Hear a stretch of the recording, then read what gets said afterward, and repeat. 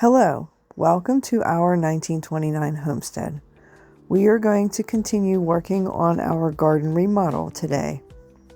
We have several things to show you, so come along with us and enjoy our video. The past week it has been raining in our area for several days, so don't mind my wet spots. I swear it's from the water and the dirt in our garden.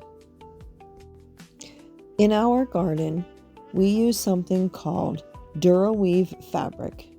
It's completely different than the actual cheap fabric that you get at your local stores.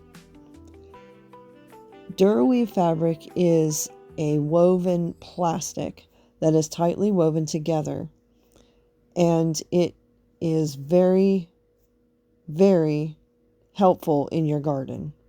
It has been a godsend because it keeps weed suppression to its minimum.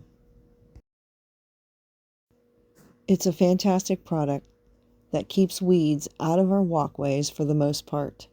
You do get some weeds, but it's only where you put in your fabric pins, or if you leave dirt or debris to where weed seeds can actually get in and let the weeds grow.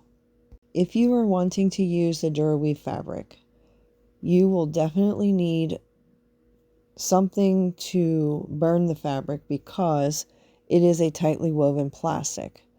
We use a little torch. You'll want to use the torch so your fabric doesn't fray, and you also want to overlap your fabric 6 inches from each side. That way it keeps the weeds from crawling under your fabric to on top of your fabric and then trying to grow. My torch is currently not working, so I have to use a pair of scissors for right now, but I will go back and burn the fabric so it doesn't fray. My husband and my dog Barkley are here in the garden to help me. So let's get busy cutting this fabric. The other items that you will need are a hammer of some kind. You will also need a pair of scissors or the torch, and of course the fabric pins. The fabric has been cut to the length and width that was needed. I'm going to finish cutting the fabric and get out of the way so my husband can come and start sweeping. Now my husband is going to sweep off the fabric so we can have a clean area to start.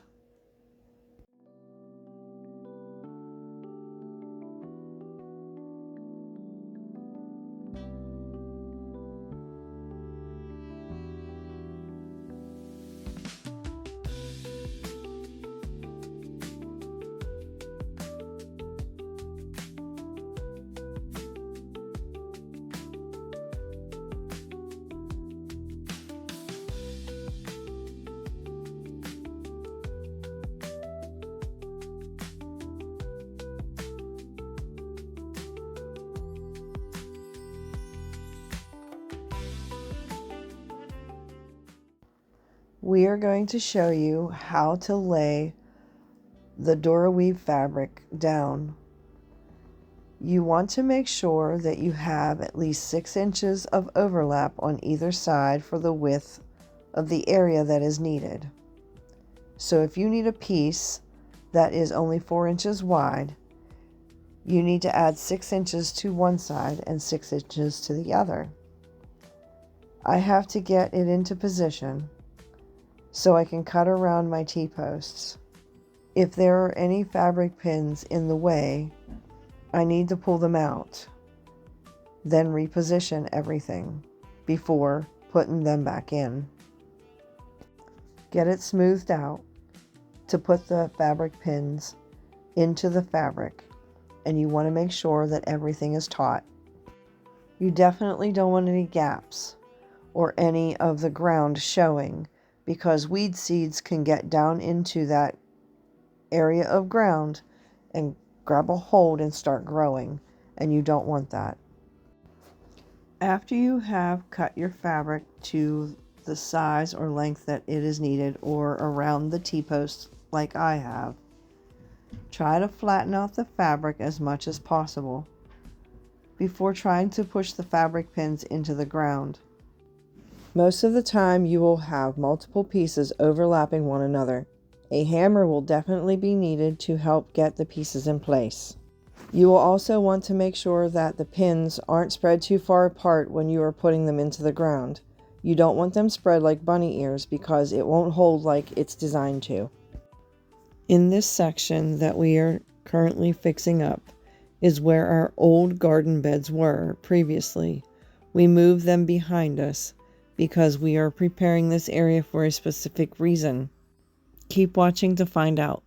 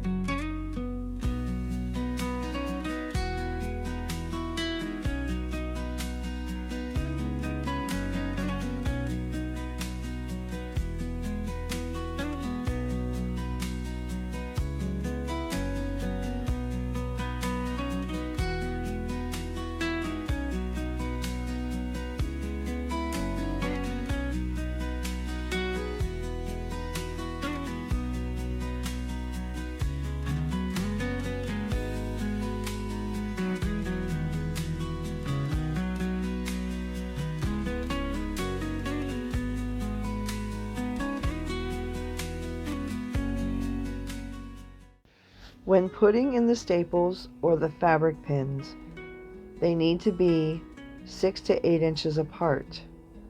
I get my fabric pins from my local M&M hardware store here in town. I have ordered ones from Amazon and they are much thinner and much more flimsy than the ones I get from my local hardware store. The pins usually cost around $11 a box for close to 100 pack, and they usually last about 6 to 8 years or more.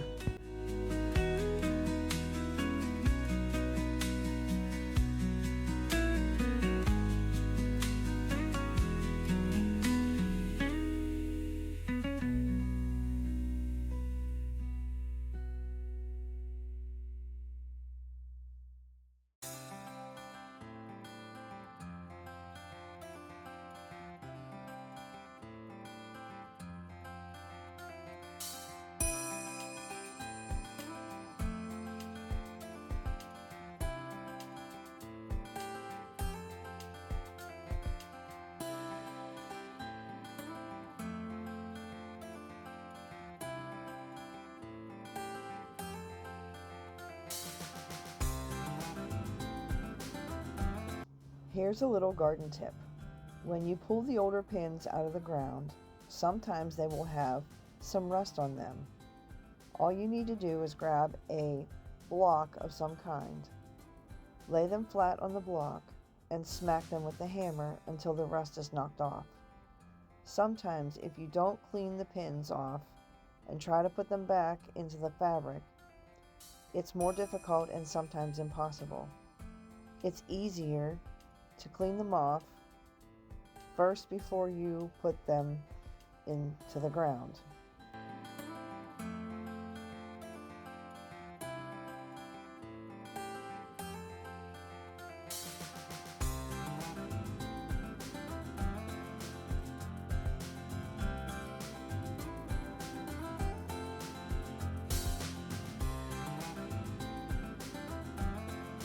My husband is struggling with this pin, so he needs to knock off the rust in order to put it back into the ground and make sure it goes in the way it's supposed to.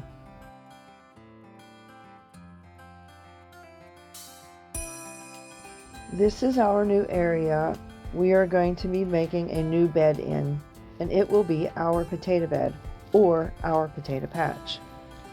We need to take measurements on the width and the length so we know what size to cut the boards to. We just have to figure out how big we want our potato bed to actually be. But we also need to make sure we have enough room to get our wheelbarrow through the walkways.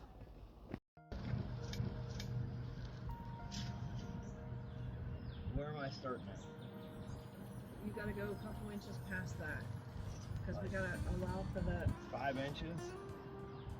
6 inches? no, this right here. Yeah. Okay, well we have to allow for the wood, you know what I mean, to go past it. You know what I mean? Like standing out. So, Okay. Well, that's 1.5 inches. so So I'm holding 3 inches. You want to go to the edge of the outside? I'll hold, there's 3 inches. Okay.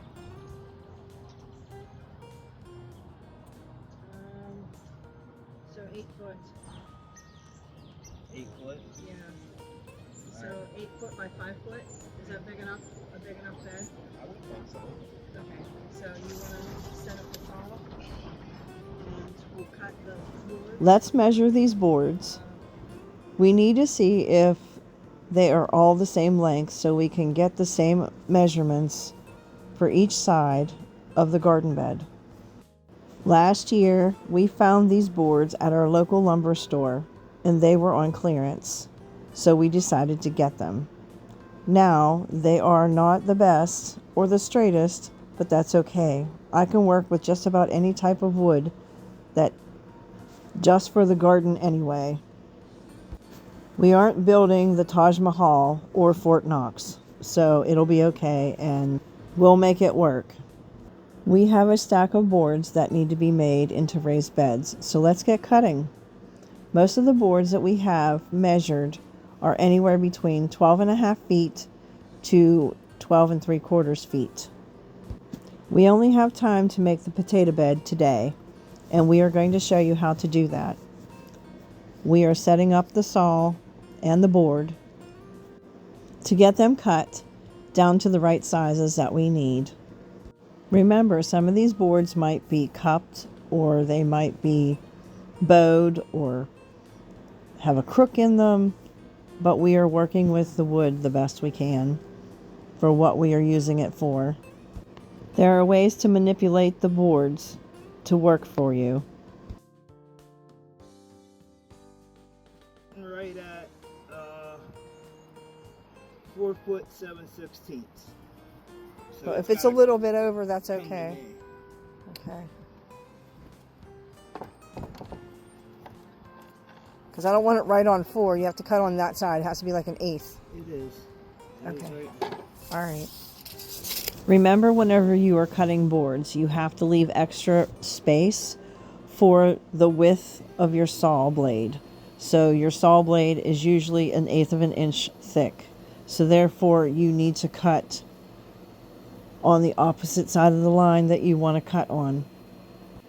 So for instance, you have a 4-foot board like we have, then you want to make sure that you cut it a 4 foot and 1/8 of an inch to leave room for the saw so you can get the right measurement, or you will be short on your measurement.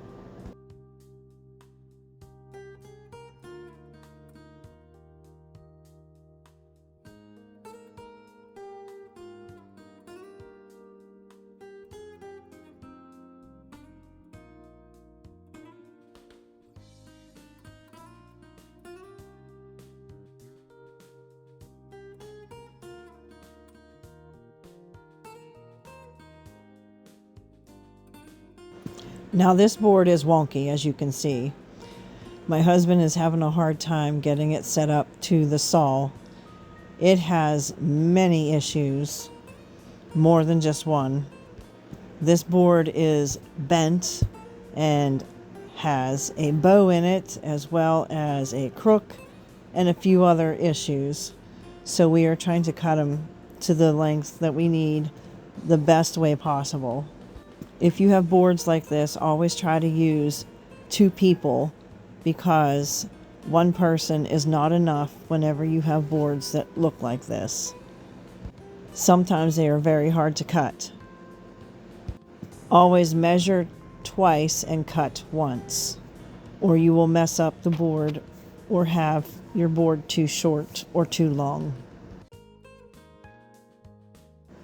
Take a walk with me and let's go put this in the garden.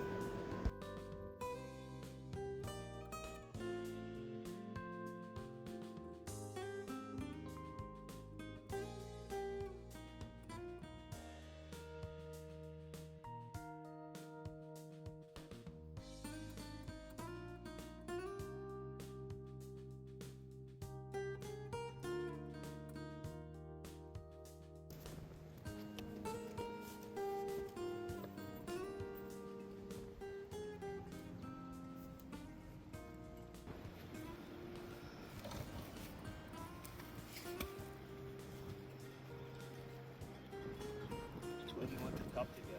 In or out? Probably out, or no, like that. Gonna probably push it. I don't know if anybody has ever seen the corner clamps that my husband is using, but I use them all the time to help me hold furniture pieces together.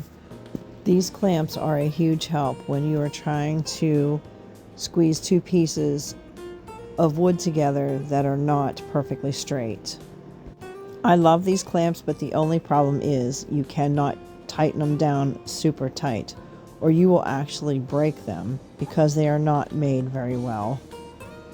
These clamps have gotten a ton of use out of them in the past 10 years or more, because I have used them to build my kitchen cabinets in our home, as well as cabinets for the bathroom or in the hallway, other pieces of furniture from the living room, etc. Let's get back to building the garden bed.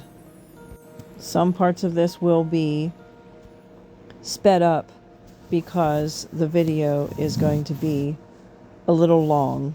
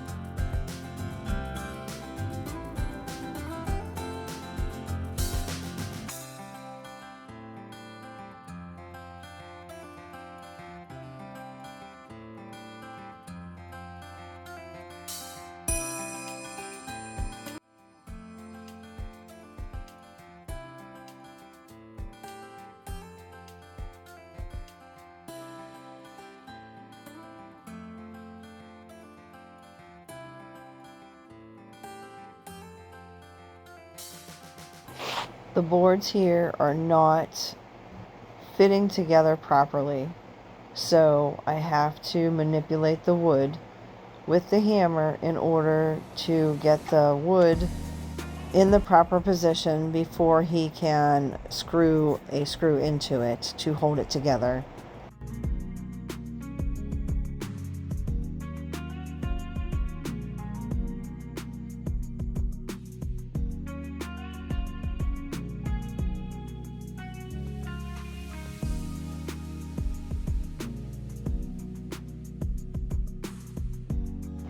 We are having a hard time getting the boards to fit together properly, so we need to bring in a ratchet strap to help us put the boards together and get the bed finished.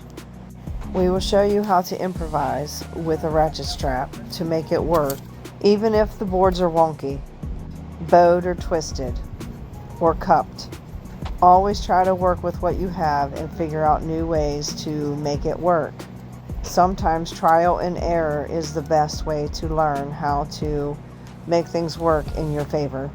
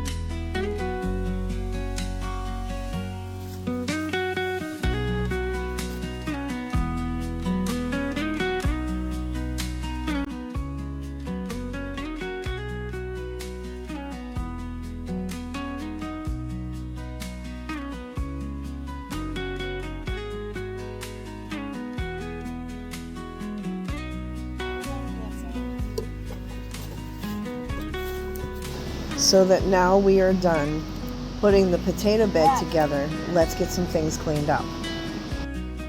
Well, everybody is gone now. Let's get the old garden bed moved, but first we have to clean the stuff out of it and then empty the dirt into the potato bed.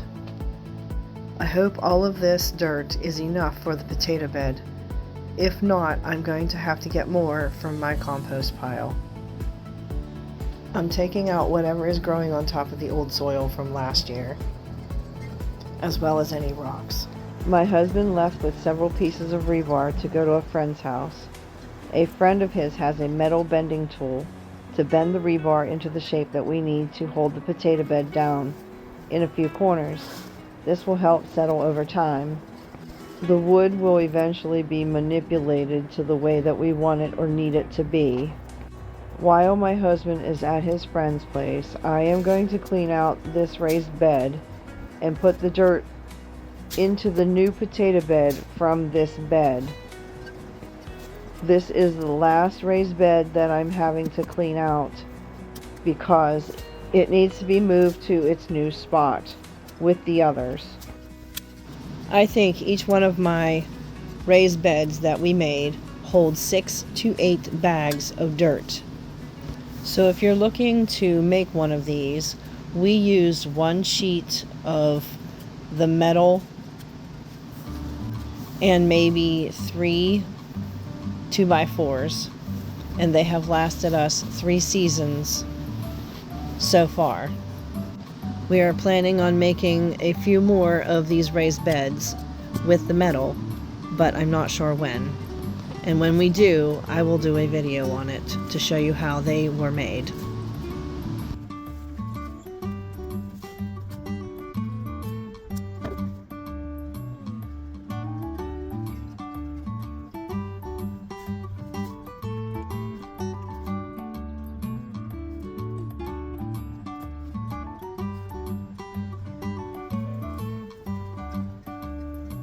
If you remember my other video, I tried to show you guys what this weed that we are trying to get rid of is. I'm not sure exactly what the name of it is, but I know that it's some sort of crabgrass, and it grows. It has been absolutely impossible to get rid of these roots, as they have points on the ends, and if you break off a piece, then it will start a new piece in the ground. So you have to make sure you get all of it, every little piece out of the ground or your soil. This is one of the main reasons why we are redoing the front garden. Not only that, it's not suiting us anymore. I keep finding non-organic items in my soil that shouldn't be there. Or you will be fighting this weed until infinity. A crabgrass sort of grows up from it, and then it also spreads in all directions.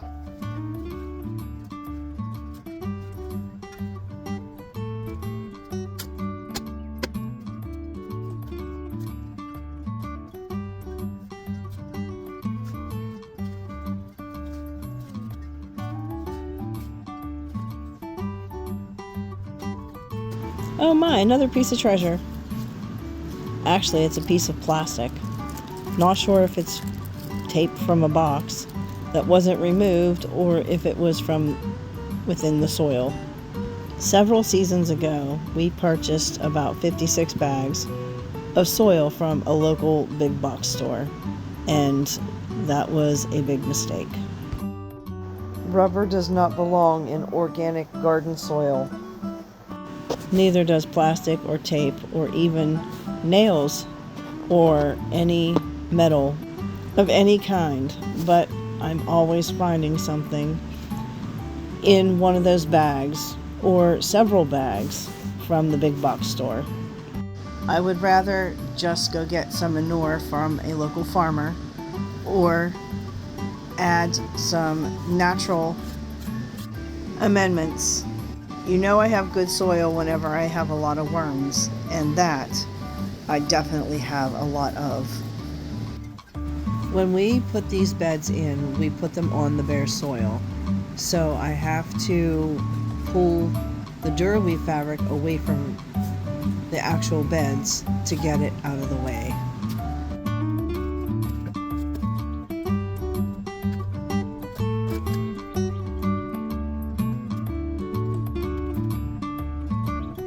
The beds that we made are not very heavy, and as you can see, I have a mesh on the bottom so no animals can get up inside of the beds. Now that all of the dirt is out and the bed is on its side, let's get it moved to its new spot. It's going to take some leveling and adjusting to get it to the right level or spot where it needs to be so it can sit correctly on the ground.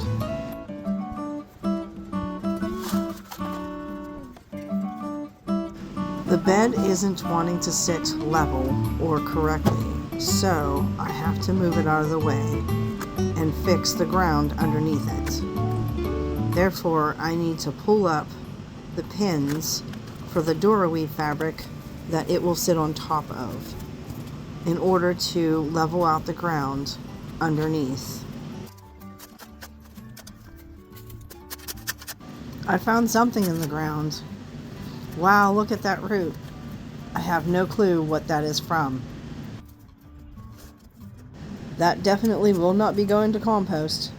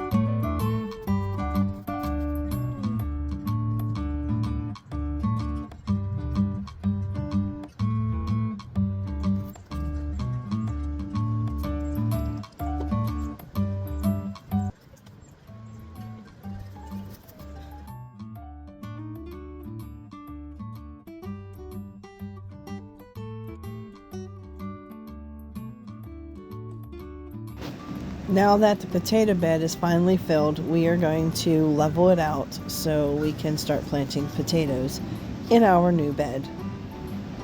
This year in our bed, we are trying the Ruth Stout method and planting potatoes with a little bit of dirt and the rest straw. I want to show you how to make a makeshift sifter, just so you can use it to sift your soil and get all of the rocks and the big sticks and everything that is too big to fit through these mesh holes out. This is just a temporary one. We will make a video on how to actually make one and keep it for a while.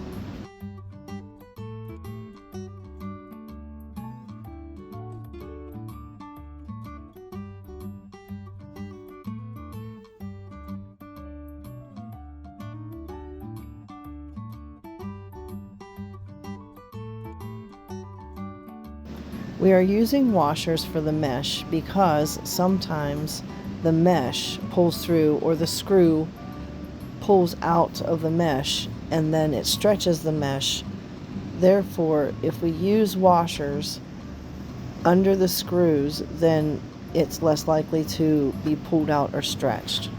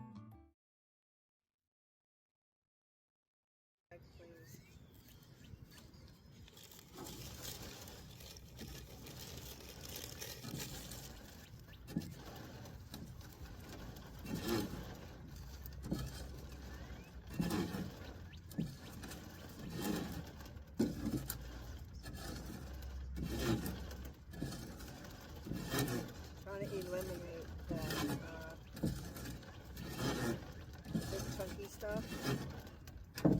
Yeah. And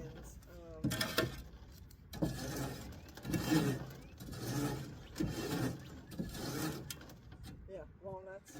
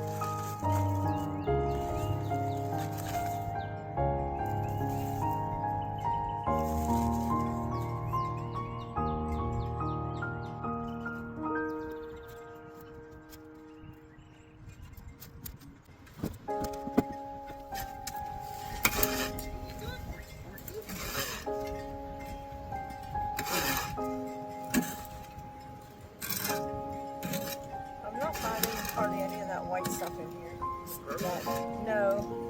That weed. So that's what I'm trying to keep out of here.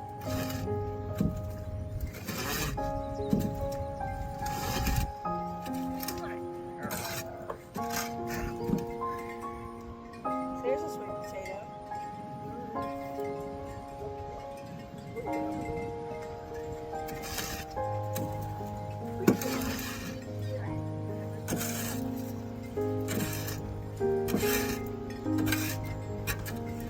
Can you do this for a little bit so I can rest for a couple minutes?